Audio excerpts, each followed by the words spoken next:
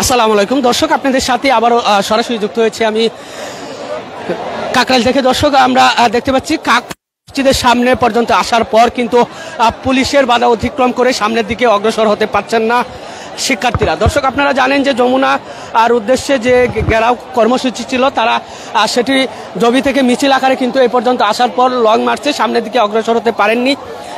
তাদের 3 দফা দাবিতে কিন্তু আজকে তারা এই লং মার্চ কর্মসূচি দিয়েছিলেন। সেই 3 দফা যদি আপনাদেরকে জানিয়ে রাখি যে আবাসন ভাতা প্রস্তাবিত পূর্ণাঙ্গ কমিটি বাজেট অনুমোদন, 3 দফা দাবিতে প্রধান উপদেষ্টার বাসভবন যমুনার উদ্দেশ্যে লং মার্চ কর্মসূচি শুরু করে কিন্তু আজকে শুরু করার পর আমরা দেখছি যে কাকরাইল মসজিদের সামনে আসার পর কিন্তু আর কোনো দিক তারা যেতে পারছেন না।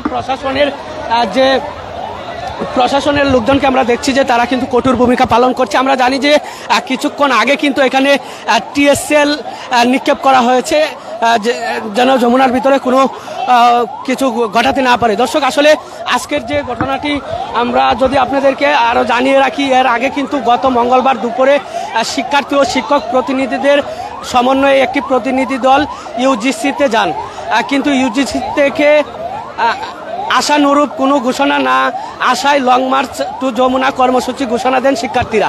বিশ্ববিদ্যালয়ের ক্রিয়াশীল রাজনৈতিক, সামাজিক, সাংস্কৃতিক সংগঠনের সমন্বয়ে গঠিত জুলাই ঐক্য সংগঠনের পক্ষ থেকে এই কর্মসূচি ঘোষণা দেওয়া হয়। শিক্ষার্থীদের 3 দফা দাবি: আবাসন ব্যবস্থা নিশ্চিত না হওয়া পর্যন্ত জগন্নাথ বিশ্ববিদ্যালয়ে 70% শিক্ষার্থীদের জন্য আবাসন বৃত্তি 2025-26 শিক্ষাবর্ষে থেকে কার্যকর করতে হবে। জগন্নাথ বিশ্ববিদ্যালয়ের 25-26 অর্থ বছরের জন্য প্রস্তাবিত পূর্ণাঙ্গ কমিটির বাজেট কাটাকাটি না করে অনুমোদন দিতে হবে। জগন্নাথ বিশ্ববিদ্যালয়ের 2য় ক্যাম্পাসের কাজ পরবর্তী অনেক সবাই উন্মোচন করা অগ্রাধিকার প্রকল্পের আওতায় বাস্তবায়ন করতে হবে।